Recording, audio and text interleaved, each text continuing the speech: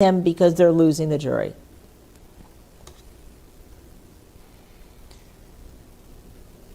Yeah, I don't think Bortland's going to be taking the stand. I just don't. I think it's too risky for the prosecution. Plus, he's accused of murder. I just don't think it's going to happen. TT by 3 from Instagram. Can someone explain the car stealing or car sealing situation? Was it Melly in the rear drivers, Bortland in the rear passenger, and the two victims in front? So, Bridget, can you clear that up for TT by 3? Okay, so that's an interesting question. She's asking if who was all located in the vehicle and where they were. So I guess I would say we would go back to what the camera shows, and I mean I think that's the clearest indicator of where everyone was. You had where Melly was in the back of the vehicle, and the forensics team is stating that that is where the initial shots came from the back of the vehicle. And that's why they are putting this murder on Melly, because they are saying that the initial shot came from the back seat of the vehicle, that was from where Melly was sitting at. Yeah, so they are saying Melly was in the back driver's side, and then one victim up front, another victim next to him. So that's Right. why kind of what they're saying here in this case. Our next question, Terry Austin. At user NQH1 or High1 from YouTube, why doesn't the state seem to have solid evidence so far? Seems a reach to convict a man on such small evidence. So this is somebody who doesn't believe that the case is very strong. What do you have to say about that? Well, this is a circumstantial case, and sometimes it's very difficult to prove a circumstantial case. You don't have a witness who can say, I was there, I saw exactly what happened. So to that extent, it is a weak case. But if they do it correctly, they can put forensics in. I mentioned this before, but they need to make sure they have the phone data. They need to make sure that they have any sort of cameras that might have been outside to view the cars. They need to get the information from the cars to see where the cars went. And so I think if they put all of that forensic data together and they do it well and they analyze it, they can pinpoint what exactly happened. You know, as far as the car, we do have the video of the individuals getting into the car. And what the prosecution is claiming is, yes, you're right. We have Melly in the back, and he's in the back behind the driver. We have Christopher Thomas, who's in the back on the passenger side. And we have Anthony, he is in the front on the passenger side. And they have Henry as the driver. So that is what the prosecution is claiming. And they're going to have to prove that with the forensic evidence that they have. And so far, that's what they're putting in. And I think it's really, I wouldn't say it's a weak case. I would say it's a difficult case. And it's a very interesting case. It's got a lot of people watching and paying attention. We are going to take a quick break. Keep the questions coming to us on YouTube, Twitter, Facebook, Instagram, and TikTok. We'll be right back. I'm Anjanette Levy, and you're watching Law and Crime.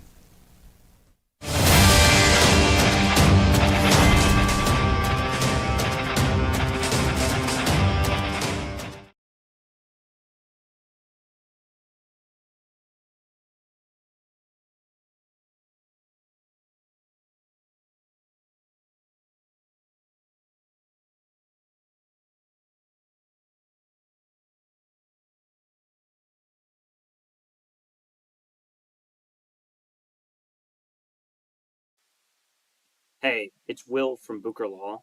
If you have a big Steam library like I do, you have a lot of games, you could be entitled to hundreds, maybe even thousands of dollars in compensation from Valve because of their illegal monopoly. And it's super easy to find out if you might be eligible. So if you click the link on this ad, it's going to take you to this webpage, and that's going to take you to this claims form right at the top of the page on the right-hand side. If you're on mobile, it'll be at the very top of the screen. We ask for just basic information, so your name, your email, your phone number. And then we need your address for the claims form. The American Arbitration Association requires that. And then really the only thing that's at all difficult to provide to find out if you're eligible is this Steam ID number. But let me show you how you grab that. So if you go up here to account details, right at the top here, it's like small print, but your Steam ID's number is right there. So you can just copy that and then paste that back into the form.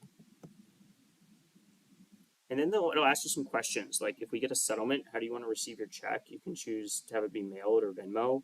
You can choose how much you're willing to settle for. You can leave that up to the attorneys, or you can choose a number, or even choose your own amount. It asks you some simple questions, like did you know about this conduct before today? Have you hired a lawyer before to bring this claim? And then you just click the submit button. And it takes a second. The system does check to see if you're eligible. It checks the ID number, but it usually takes like 30 seconds. And then if you're eligible, it lets you know you're eligible. And in a few minutes, you'll get an email, and that has a digital document to sign. And then you're done. So it's really only a matter of minutes to find out if you're eligible. If you click the link in this ad, you'll be taken right to this webpage. You can complete this same process and find out if you might be entitled to compensation.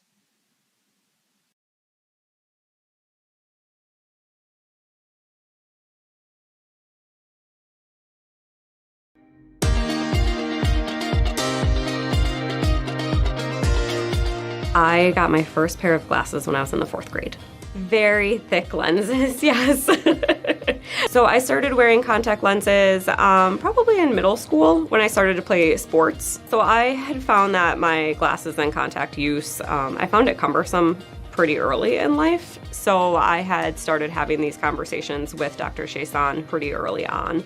So my PRK procedure was very interesting. I have pretty significant vision loss from a very young age. So I was an 820 vision before having my procedure done. Dr. Chason was able to go through all of that with me, the pros and cons of PRK, which is a little bit more of an extensive recovery. But for the correction level that I needed, it was going to be the best option for me. So this impact for me in my life has really been astounding, especially with raising young children. So I have 2 little kids, and being able to get up in the middle of the night to attend to them and not be searching for my glasses or running into things, trying to get to their room.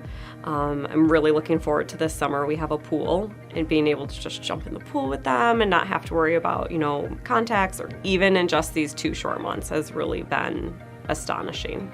So my aha moment after my procedure was at some point during the night, one of my kids woke up and I rolled over to check the clock and see what time it was. And for the first time, I could actually see the clock in my bedroom without having to find my glasses first. There is a cost associated that maybe sometimes people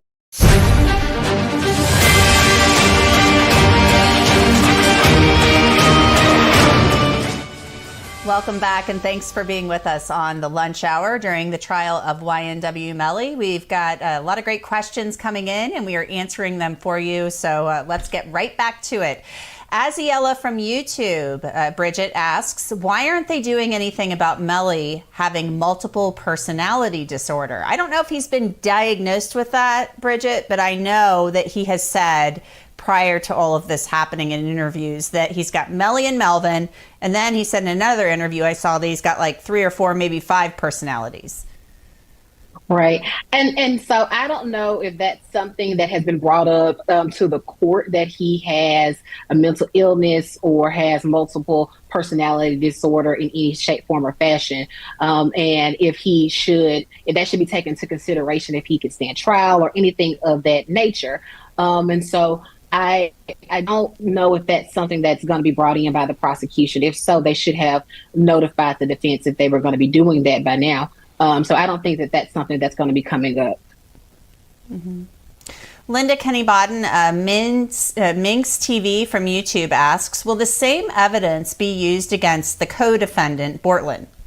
Absolutely. There's a lot of evidence that goes to Bortlen also. That's where the shooting took place, according to the prosecution. The fact that where they found the cartridge underneath the front seat of the car.